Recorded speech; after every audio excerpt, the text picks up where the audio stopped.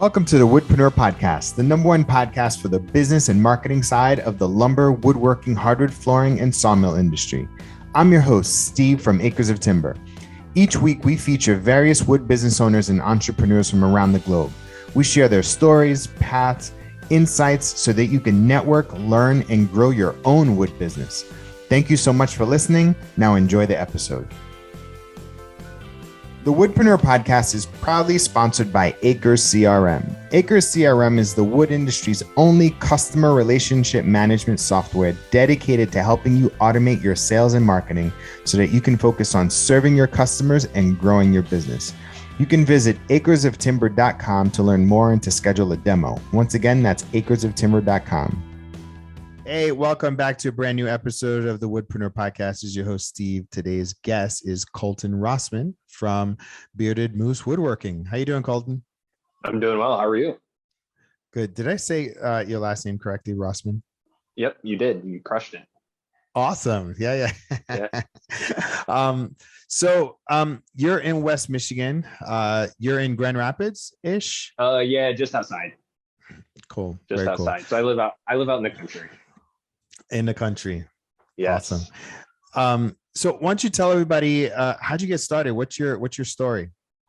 Yeah, so I grew up in Michigan, out in the country. My parents had about 100 acres, so I grew up doing a lot of outdoor stuff, very, very hands-on.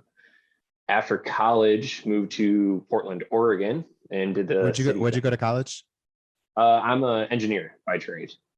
Okay. So stayed in that hands-on area a little bit, but went out to the city in Portland. Worked for a very large company in Oregon for about 6 years. Nike? Did the apartment life. I did. Yes. Yeah. I worked out there for a little over 6 years. Very large company in Portland. Yes. Yeah. Yeah. Sports apparel in Portland. Yeah. So we, my now wife and I moved out, did apartment living, of course, for a while. And I got really stir crazy. So we made the decision to buy a house, get a little bit of space. And as soon as we moved into the house, it was back into hands-on stuff. So DIY upgrades. Hold up. Did you go to Hope College? No, I went to Ferris State University. Oh, okay. Cool. Very cool. So you, after Portland, you moved back? So we bought a house in Oregon. And that was when I picked back up into kind of the hands-on DIY type stuff. Did a bunch of upgrades to the house. And then when COVID hit, my wife also had our daughter all at the same time. So we were really locked in our house. And I spent a ton of time on YouTube, just killing time, and went down the rabbit hole of furniture. So I had a decent amount of tools from the DIY type stuff and told my wife, hey, I'm going to start building some furniture. It really started off small. It actually started off with like cutting boards and things like that. Did a little bit of furniture for ourselves. Really, really loved it. Really enjoyed it. After about a year, we decided to move back to Michigan to be closer to family with our daughter. The stipulation was that we moved out to the country, got a bunch of space, and preferably found something with a barn or a shop on it. So that happened. Those were your stipulations? Those were mine. Yes. My wife was like, we don't really need, a few acres. And I said, okay, but we're going to. I grew up on over 100. So I was like, I want to get back out and have some room to move. We moved back in April of 2021. We were lucky enough to find a house with a small shop. At the time, I thought it was going to be big enough because I was doing those smaller projects. And very quickly, it's transformed into, I have a 5x5 dining table sitting on my bench right now that's taking up most of my shop. And then, so starting kind of last fall around Thanksgiving, I transitioned into big furniture type projects. And that's where I'm at right now. Are you doing this full time now? I am not. No. So when we moved back, I accepted a job with an automotive manufacturing company. And so I do that full time. I do this also full time, it seems like now. I I'm probably putting in close to 40 hours a week in the wood business as well. And I have a bit of a unique situation where I am planning to take this full time, but when I relocated, I signed a contract with the company I'm currently with, where I have to finish that contract out, or else it's a financial hit to It's a myself. breach. It's a breach of contract. Yes. So Yeah. you must, if you signed a contract, you must be good at your job. I do fairly well. Yeah. That's cool. That's cool. Yeah. And so woodworking is like an extension of your engineering brain, but in a more creative fashion. Yeah, yeah, and that's actually one of the reasons I got back into the hands-on. When I was at Nike, I had moved up into more of a, not necessarily a management role, but I was leading a few other engineers. I wasn't as hands-on on the floor, and that really started to kind of drive me nuts. I wanted to get back into that engineering mind, but also that like creative hands-on where I get to build and feel good after doing something. And it's exploded. It's taken over my life for sure. How are you getting the word out? Is most of your clients right now? Well, tell me first of all, what are you building mainly? So I'm trying to focus on larger projects, tables. I do actually have a bunch of cabinetry for a friend coming up. Getting the word out. It started when I moved back with friends and family, and then I started posting some stuff on Facebook and things like that. My wife has a background in marketing, and so she's helped build my website out and really focus on search engine stuff. And the project I'm working on now was through an organic search. So that's kind of the goal, is to take that. Amazing. Yeah.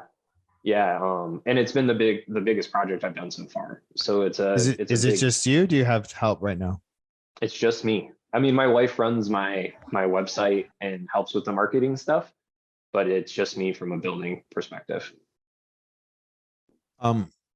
What's been the challenge? Because I know that I have a lot of listeners that are, full-time, the double full-time life, right? Mm-hmm. Like what's been the biggest challenge, and how did you make it work, or how are you making it work between both and family? Yeah, I wouldn't say that I'm great at it still. I think the biggest challenge for me right now is the time, but also I have multiple projects stacking up on top of each other, and I only work out of about 380 square feet is what my shop size is. So I've taken over our garage, which luckily my wife was in support of. But it's really balancing the projects and trying to get things out in a timely manner. My wife has been very supportive, so I could not do it without her for sure. Yeah, it just takes some sacrifice. The goal is to take it full time, and so kind of put my nose to the grindstone for a little bit. Yeah. What's been the most rewarding part about, because you know what I really love? I love the idea of that when you have this spark of an idea in your head, then you start to orient your life around it. So you're like, I need a lot of space, I need a barn. And you found out like things happen when you actually commit, right? Like, Oh yeah. And as a result of that, like you're probably busy, right? Yeah. I'm because I'm not full time fully, I'm booked out probably for like 3 or 4 months right now. So that's actually been one of the biggest things, is like starting last fall when I really started to commit, just seeing the projects start to stack up. And I think the most rewarding thing I've seen is getting feedback from clients that are just blown away on projects that I took on at the time, thinking like I am way out of my realm right now. I'm thinking specifically, I did like a 10-foot dining table last fall. At the time I took it, I was like, this is going to push my limits. The client absolutely loved it. They came back, they just had me quote 3 more projects for them. So the return client thing is a big deal. That always has a great feeling. Is it mainly local, or are you doing any out of state projects? Mainly local right now. Yeah, so I've had a few people reach out from the Chicago area as well, but have not had any takers yet. What tools did you start investing in the beginning that you found were like, oh man, I'm so glad I did that, or I wish I got this instead? Yeah, so oddly enough, I bought a little CNC when I first started, thinking, oh, I'm going to do some Etsy stuff, little signs. It's since been sold for a Because multitude of reasons. CNC is a whole thing. Like you need to be super strategic when you buy a CNC as to what kind of business you want to build. Because the sign making stuff is cool if you have that kind of brain and you can orient your business and your time around it. Because otherwise it's kind of not really that useful, right? Is that what you found? Yeah. So I didn't have a problem necessarily learning how to run it and things like that because I have an engineering background. But what I found is it wasn't very rewarding to do that type of work for me. And so did you see me laugh? I was like, yes. Yeah. So you turn it on and you just start drinking coffee. You're like, this isn't working. This isn't. Yeah. And the model I bought, it worked for me, but it wasn't a great high-end model. So I was pretty limited on space and capabilities. So that's one that I bought early that I wish I hadn't bought. I wish I would have not invested in that. I had some tools laying around from doing the house projects. So I had a table saw, miter saw, stuff like that. Grabbed a planer, bought a joiner and a bandsaw from an estate sale, actually. So I was into it pretty quick. And I had a full setup, if you will. Excuse me. But what happened is that when we moved back to Michigan, I bought a saw stop. I bought a big 3 horsepower saw stop. I really wanted a good solid table saw. We had our daughter. I was like, I want to keep all my fingers. The problem with it is I realized what a good tool could do and what a good tool felt like when I bought that. And so now I've dropped a lot of money into a big 8-inch joiner and other things that are actually coming down the pipe very quickly.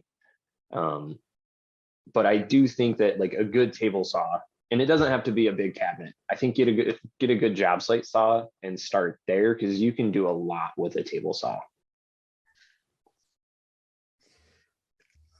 Yeah, it's funny. The one thing that I hear over and over, and I know from experience, is that people say that you invest in good tools and invest in enough space because because you always run out of space. So you need as much as possible.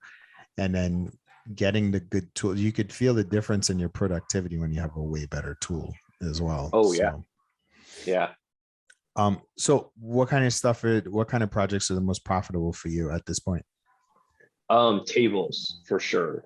Yeah. And then actually I'm doing a large countertop for the same client. So it's a matching countertop and table set. And so those have been the big unlocks for me. And that's why I'm starting to focus on that. So my wife and I had a conversation probably about 6 or 8 months ago about, hey, if I want to take this full time, I can't do cutting boards and signs and smaller type projects. Cutting boards don't pay the mortgage. No, they don't. No, I mean, there's some people out there that do some crazy beautiful ones. And that's not really my cup of tea. I don't have that drive to do that. Listen, I love building it's the same material with the cutting board as a table. You could just charge 10 times the amount. Same work. Yeah. Right. Yeah. It's crazy. I heard someone say at one point they were doing built-ins and they said, it's a lot easier to convince someone to spend $10,000 on a built-in versus a table, which is true. It's a good point. It's a lot easier to convince someone to spend a few thousand on a table than it is even a few hundred on a cutting board. And I really enjoy the tables. They're a good challenge. They allow a little bit more creativity. So where are you getting your lumber from? Is it local or are you a few importing stuff? A few different places. So I work, there's a local guy south of me that has a kiln, a full setup that I work with. There's a company over, actually not too far from like the Lansing area over here, Johnson's Workbench, which is a big, somewhat like a retailer. It's a good place. Yeah. Yeah. It is. So I get some stuff from them. And then I actually just found recently a guy that's about 2 miles away from me that has a sawmill and a kiln. So he's great too, especially for like, oh Is it man, I need Vinny? like one more board. No, it's not. It's an older guy. I don't think he doesn't have a retail setup, mostly just the stuff off Facebook. So you know who's near you, and I'm totally giving him a shout out, is a Vinny Walsh from Walsh Yep. Woodworks. Do you know him? Yeah. Not too well. I didn't know him through Instagram a little bit. He's not too far from me. Yeah, he's not too far from me. Yeah. That's cool. Where do you see your business going?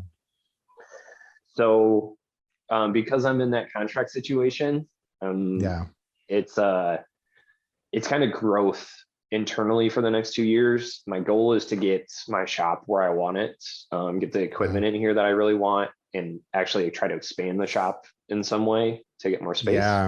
Yeah. And then make the transition after that. Is that the plan, or do you have, I mean, it sounds like with the contract that like you're kind of, is it like a performance thing too? Or is it more just like they hired you and it's for the term? It's for the term. Yeah. It's due to some of the relocation things because they help move you out there. So what I love about that too is you have the opportunity, again, if you listen to the podcast, not you, but all of the listeners, you listen to the podcast, there's like a little bit of a formula that you could use to leverage your day job to build out your dream company. And like, if you have that steady check, do whatever you need to do, and then squirrel away every bit of money and every bit of time into your job. And then once either everything are paid off and or your revenue starts to match and exceed your daytime salary, then it's literally, because that's the thing. It's like, I feel like a lot of people get hung up and scared because they're like, where's my thing going to come from? And oftentimes you don't need all that extra stuff that comes with the day job. You'll actually be much happier doing what you need to do without all the extra stuff. Right. So, yeah. And that's actually listening to the podcast a bunch. That was one of the things that I was like, wow, the contract actually gives me a huge opportunity, because one, it requires me to like, I want to do well at my day job anyway, because I'm just that type of person that like wants to succeed. But it also gives me the opportunity to say, like, I have a deadline almost of like, I have another 2 years of this where like every single penny from my business goes back into my business. Yeah. The goal for that is like, when that deadline hits, I'm paid off. I have the shop set up I want. Then all of the revenue goes into, some of it continue to grow, but a lot of it can go into like income. My wife started her own business this past year as well. She took it full time to spend time with our daughter as well. And so we've kind of lined this up where it's like, you have 2.5, 3 years of growth for yourself. I have like the growth with the full-time job, and then we'll both go full-time with it. So that's so cool. That's very cool. Yeah. Again, you touched upon a couple of things that I hear. It's like, you need a partner and a spouse that's down with you, because otherwise if you're not on the same page, you need to work out getting your partner on the same page. And then, because it's scary, like partners, especially if you have family, it's all about security. It's about comfort. Nobody wants to feel like they're going backwards. Right. Like, at any rate, right. Like, and so, I love that. I mean, you're in a good spot. And I feel like there's a lot of people that are in a good spot, but they get very, how do you say, they get impatient. Right. And so if you look at it from like a very long-term perspective, right, it's like, listen, the wood isn't going anywhere. There are more than enough. I just said this to somebody. It's like, there's more than enough tables out there for anybody. So if somebody can't buy a table from you, they can buy it from somebody else. But you know what? Somebody else is going to need a table or built in or whatever. Nobody's missing out on anything, period. right? Yeah. Yeah. So that's cool. What are you excited about? Um, I have, I actually had a friend reach out for cabinets, which I've done a little bit of, both for myself and for a few clients, but he wants a full kitchen, which was like, at first that thought of like, oh man, I'm not ready for that. And then I was like, why not? Like I built cabinets. It's just a bunch of them. And I'm really excited for that project because it gives me a portfolio of like cabinetry built-in type stuff, which I haven't broken into really yet. I'm at the point with my business where big furniture pieces, built-ins are both on the table. I haven't like focused down from there yet. I'm really excited about that. Like having That's a full cool. kitchen, and it's the prototypical That's a big right job. now. That's a big job. It is. It's the prototypical white shaker, black, modern look. So that's going to be great for the portfolio. You could do that. And oh yeah, yeah, yeah. And I'm sure with your brain, your engineering brain, you're like, oh, I could mathematically figure this out, and then you just start building it, right? Yeah. So actually, my background, I have a bunch of CAD background. So I found some CAD programs that make those build out. That's your advantage. That's your advantage. That's your competitive advantage. That's really cool. I work with Fusion a lot because I love the ability. I can share a link with a client, so I can 3D design a table or whatever, and then share a rendering with a client, and they get to look at it on their phone. I think listeners, that's advantage. Colton just gave everybody a big idea, is learn some AutoCAD software. And you can actually, if you don't even have the money for all of the equipment and you have basic equipment, you can probably come up with some designs, sell the designs, use the deposit to buy the equipment. Yeah. I do have a few plans online for sale as well, and that kind of trickles a little bit of money in. Oh, that's cool. That's very cool. Yeah, very cool. Yeah, I figure if I'm doing the designs for stuff anyway, I might as well get it up there and get it posted. So yeah, another little revenue stream. Yeah, exactly. Cool. So this is a part where I give you any marketing or business advice to help you grow your business. Is there anything that you need to think through, or any marketing business challenges that you'd like some help on? Yeah. So actually the big one is shop space. So I live out in the country. I have 5 acres. The previous owners put up a barn, but it's only about 380 square feet. So as you can imagine, doing big tables, that fills up. So my question is, do you know of any resources, especially if we're a newer business, that can help with sort of building type loans or shop loans? I've looked a little bit at commercial real estate, but because of where I'm at, there's not a lot to offer. And I like being on site because I tend to work until midnight, 1 a.m. So being able to walk across the yard is good.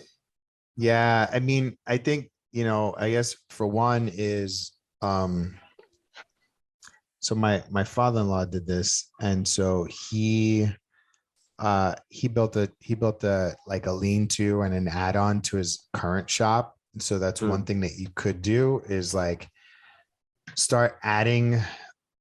But the awesome thing about it too is, like, I would work with somebody like Vinny, or I'll make an introduction to my father-in-law too, like, and just literally just get some local dimensional lumber, right? Oh, that's like a great idea. Yeah. Instead of having to go, like, don't, like, not like you need,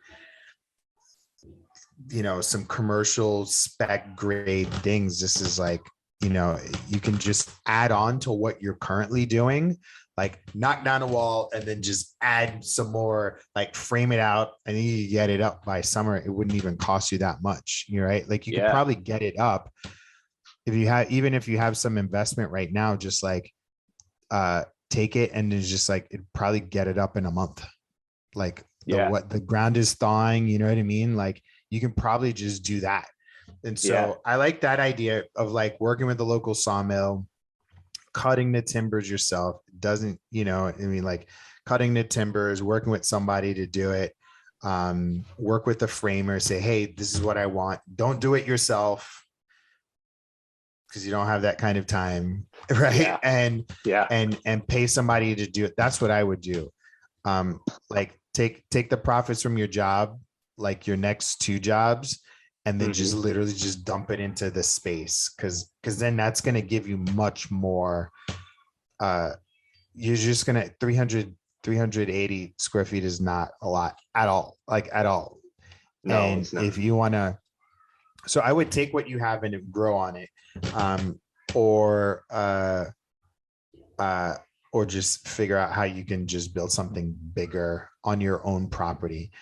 Like, don't go to, the other thing that I started to think about is like, you'll need electricity, you'll need insulation, you'll need all that sort of stuff. Yeah, that takes, some more, but like, again, if you're dying for extra space, like just build out of what you already have, frame it out, run some extension cords, whatever, you know what I mean? Get a concrete slab in the extra area.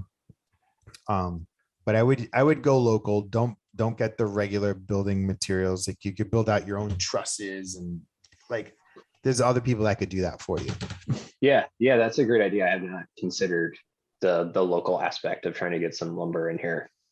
Yeah. Well, because it's not like you're building this crazy commercial space, right? It's not like, it's not like, you know what I mean? It's not like you're not going by the same standards as like a regular business. Right. So yeah, I do have that flexibility because it's my own property. Because it's your own property. It's your own property, right? And Yeah. so, I guess the one thing, I would just check with local state, just like but it's not like you're running a mill. It's not like you're having trucks coming in and out, and you're like, it's not like it's a retail environment. It's not the same. Right. Yeah. Yep. I've done a little bit of research into that. So luckily I live in a pretty, it's an easy area to do that. Yeah. West Michigan is pretty lax with government stuff. So, but yeah, I would build on what you existing have. You know what I mean? Because I think you could probably even with your brain, you're like, oh, I could add here. Oh, and then I can add another section. This could be the finishing room, and this could be like the milling, right? Like, yeah. The finishing thing is the biggest, right? I have such a small space. When I finish, I'm shut down for like 5 days. Sometimes, if I'm doing a good spray. So you need a good finishing room. I would put like a good, like if you want to get into epoxy, have like a pour room, right? Like, there's so many things that you should do, but like build, and it'll be fun too, right? Like, have friends and potential clients come by, like, oh, this was the original place, and then we built out this part, and then we built out this part, we built out this part. Like, that's the fun part about having something existing, is like you can build on it as opposed to trying to start new. It's like when you're killing it with like $20,000-$30,000 tables, and you've outgrown, and maybe you have 1 or 2 people, then you can spend $40K on like a new shop, right? 40, 50K on a new shop, but you're not there yet. Build on what you got. Yeah, that's a great idea. I appreciate that. Gives me some stuff to chew on. Yeah, I know. And like, again, I would literally contact, get some plans or spec out like what it would cost, get the materials list, and then call Vinny, call your local person, make an introduction and be like, hey, this is what I need. Yeah. And then, find, I'm sure you can find a building framer to get it up and like really fast. Yeah. Luckily, growing up, my dad did a lot of framing, and I got a brother-in-law who's a GC. So like they're signed up. There you go. Yeah. They don't even know it. So yeah, they don't. They don't even know it. Yeah, that'd be fun. Cool. All right. Well, any last bit of parting advice for the Woodpreneur community? Don't say no unless you like truly don't believe you can build something. That has been the biggest thing for me. I've taken some jobs on that I didn't think I was going to be able to pull off, and then by the time you're done with it, you're super proud. The clients love it. Just keep pushing. Awesome. Thank you so much. And what about, what's your Instagram, your website, so people could follow up with Bearded you? Moose Woodworking on Instagram, TikTok, beardedmoosewoodworking.com. And yeah, you reach out through any of those. Awesome. Colton, thank you so much for your time. Good luck with your business. I'm so excited for your growth. Thank you. Thank you very much. All right. All right. Talk to you soon. All right. Talk to you. Thanks so much for listening to the Woodpreneur podcast, the #1 podcast for the business and marketing side of the lumber, woodworking, hardwood, flooring, and sawmill industry. If you like what you heard, please give us a 5-star rating and review. You can also tap into our community by visiting woodpreneurlife.com. Once again, that's woodpreneurlife.com.